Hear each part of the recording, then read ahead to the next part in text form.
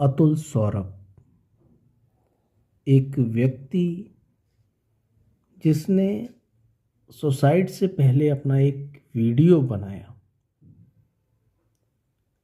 उसमें बताया कि किस तरीके से उसकी पत्नी और उसके ससुराली जनों ने उसके अगेंस्ट कई सारे झूठे मुकदमे दर्ज कराए और वो उन झूठे मुकदमों से इतना ज़्यादा तंग व परेशान हो गया कि वो अंततः उसे सुसाइड यहाँ पर करना पड़ा। बहुत दुखद है दोस्तों। साथियों, जो उसने यहाँ कदम उठाया बिल्कुल गलत कदम उठाया। उसे ऐसा नहीं करना चाहिए था। उसने जो कदम उठाया बिल्कुल ही गलत कदम था। ऐसा नहीं करना चाहिए था। लेकिन दोस्तों, जो उसने अपनी सुसाइड के पीछे जो सवाल यहाँ पर छोड़ दिए हैं, उनको तय होना चाहिए कि आखिर झूठे मुकदमों का समाधान है क्या। तो दोस्तों, इसके लिए एक अलग से कानून तो बनना ही चाहिए झूठे मुकदमों के संबंध में, कि इस तरीके के अगर झूठे मुकदमे दर्ज कराए जा रहे हैं जिसमें से साफ कुछ दिखाई दे रहा है कि इस मुकदमे में कुछ कहा जा रहा है और उस मुकदमे में अलग चीज़ कही जा रही है, प्रेमा फेसाई प्रथम दृष्टता ही दिख रहा है कि ये झूठे मुकदमे दर्ज कराए गए हैं इस तरीके के, तो इनके लिए कड़े कानून का प्रावधान होना चाहिए।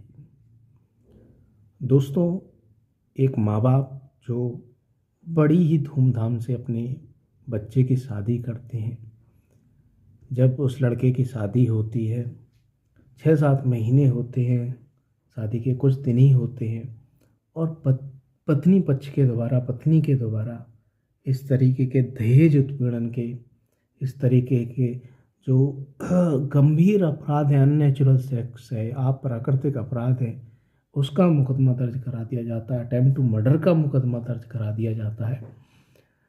तो समझ लीजिए, जो व्यक्ति जिसने अभी कभी उसने कोर्ट कचहरी का मुंह तक नहीं देखा है, वो कभी थाने तक भी बड़ी मुश्किल से कभी ये समझ लिए गया ही नहीं है वो थाने भी, और उसके सामने इस तरीके की परेशानी आती है कि उसकी पत्नी जाती है थाने में, एक एप्लीकेशन दे आती है कि दहेज मांग रहे हैं, मेरे साथ मारपीट कर रहे हैं इस तरीके से। दोस्तों, यहाँ पर मैं ये नहीं कह रहा हूँ कि ये झूठी एप्लीकेशन ही दी जाती हैं। तमाम जो एप्लीकेशंस होती हैं सच भी होती हैं, झूठी भी होती हैं। लेकिन एक सच है कि इन एप्लीकेशनों में बढ़ा चढ़ा के बातें लिखी जाती हैं। ये महत्वपूर्ण बात है। जितना सच होता है उससे ज़्यादा इनमें बढ़ा चढ़ा के लिखा जाता है। ये 90% ये सच है।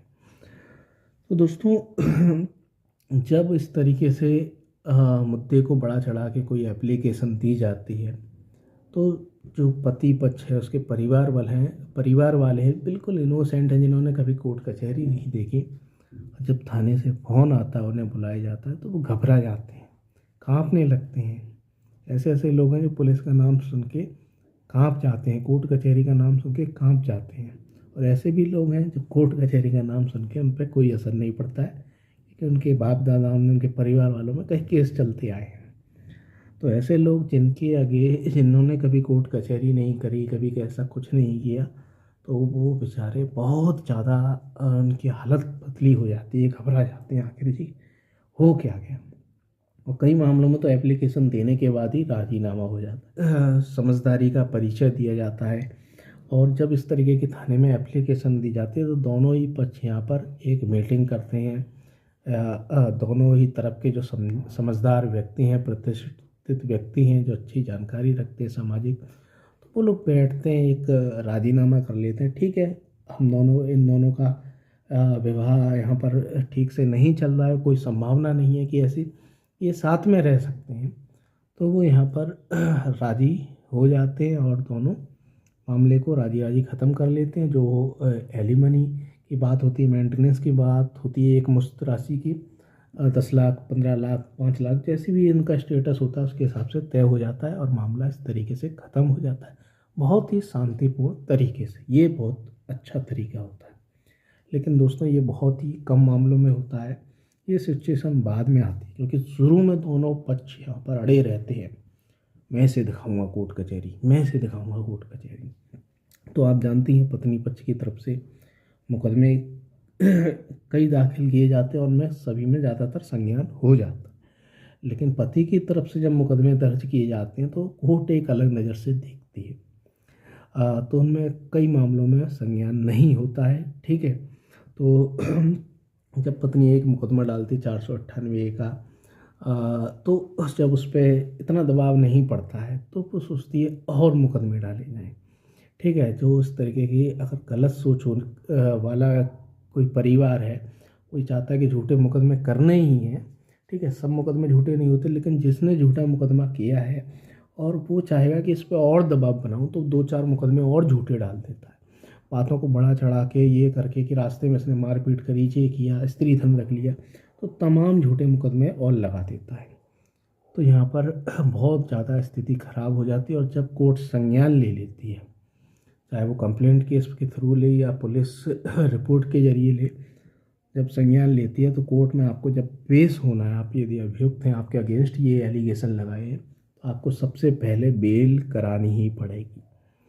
और बेल जब कराई जाएगी, आपके पूरे घर वालों के नाम है, 5 लोगों के, अब सभी लोगों के नाम है, तो सब लोग एक दूसरे की जमानत तो दे नहीं सकते हैं। जो अभियुक्त हैं वो तो जमानत दे ही नहीं सकते हैं। वो 5 लोग हैं तो 10 लोगों को ढूंढेंगे, अपने परिवार वालों को, जानने वालों को, कि हमारी जमानत दे दें।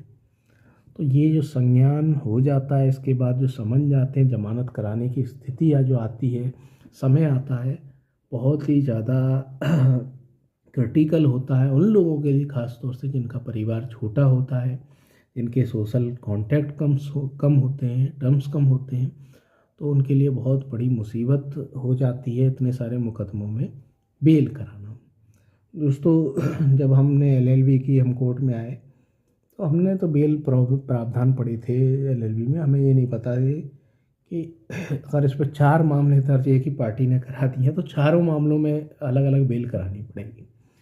दोस्तों, ये तो समझ में आता है, जो जैसे कि लूट डकैती हो गया, बलात्कार हो गया, है ना, SC ST के मामले हो गए, पॉक्सो एक्ट के मामले, इतने गंभीर मामले हैं कि आदमी जो अभियुक्त है, जिसने ये अपराध किया है या उस पर आरोप है कि इसने ये अपराध किया है, तो उसके भागने की पूरी संभावना होती है। तो वहाँ पर बेल भी बड़ी मुश्किल से मिलती है, और बेल यहाँ पर सभी मामलों में करानी पड़ती है। तो उन मामलों में समझ में आता है कि उसने, मान लीजिए कि SC ST का मामला है, लूट का मामला है, डकैती का मामला है, तो सब यहाँ पर सबों में उसे जमानत करानी पड़ेगी, और बहुत ज़रूरी है ये। ठीक है, क्योंकि उसमें भागने की संभावना ज़्यादा है। लेकिन मैट्रिमोनियल डिस्प्यूट में सब मामलों में जमानत आखिर क्यों कराई जाए, वहाँ भागने की भी कोई संभावना नहीं होती है। ठीक है, वो बहुत कम मामलों में भागने की संभावना होती है, भागने की संभावना तो होती है, ठीक है, लेकिन बहुत कम भागने की संभावना होती है। तो ऐसे मामलों में यहाँ पर कोर्ट को देखना चाहिए, इस तरीके का कोई अमेंडमेंट, यहाँ पर कोई डायरेक्शन सुप्रीम कोर्ट का आना चाहिए कि इस तरीके के मैट्रिमोनियल डिस्प्यूट में इस तरीके के कई मामले दर्ज कराए गए हैं, तो केवल एक ही मामले में यहाँ पर बेल कराई जाए या 2 मामले में कराई जाए। इतने सारे जमानती वो कहाँ से लाएगा? ठीक है, ये कितनी बड़ी उसके लिए यहाँ पर सिचुएशन होगी कि इतने सारे जमानतियों को इकट्ठा करे, और वो इसी स्टेज पे, संज्ञान होने के बाद की स्टेज पे यहाँ पर वो टूट जाता है, मेंटल ट्रॉमा में आ जाता है, इतना डिस्ट्रेस हो जाता है कि जाके वो सामने वाली पार्टी के हाथ तक जोड़ लेता है कि भाई माफ़ करो, मैं कोर्ट कचहरी नहीं कर पाऊँगा, तुम्हें पैसे चाहिए ले लो, लेकिन मुझे माफ़ करो। तो ये महत्वपूर्ण बात है दोस्तों। फिर दोस्तों, जब वो बेल करा लेता है, जो बड़ी मुश्किल से जिस तरह इंतज़ाम करके लोगों का बेल करा भी लेता है, तो बेल के बाद तारीख पे तारीख, तारीख पे तारीख, तो सबसे बड़ी समस्या है, जो नंबर्स ऑफ जजेस हैं, क्लर्क्स हैं, वो नहीं है जितनी संख्या में जजेस होने चाहिए, क्लर्क्स होने चाहिए। जो इंफ्रास्ट्रक्चर है, जो कोर्ट का इंफ्रास्ट्रक्चर है, वो इतना कमज़ोर है कि आप देखेंगे कोर्ट में कितनी भीड़ रहती है, कितना बर्डन ऑफ केसेस है कि एक जजेस किस तरीके से कोर्ट को केसेस को ठीक से एग्ज़ामिन करें। तो अगर ठीक से एग्ज़ामिन करेगा तो टाइम लगेगा, सालों लगेंगे। तो इस तरीके से टाइम बर्बाद होता है, और वो व्यक्ति जो प्राइवेट नौकरी कर रहा है, बड़ी मुश्किल से रोज़गार मिला है उसे, और रोज़गार किस तरीके से करें। जो एम्प्लॉयर है वो कहता है तुम तो यार कोर्ट में ही जाते रहते हो, छुट्टी करते रहते हो।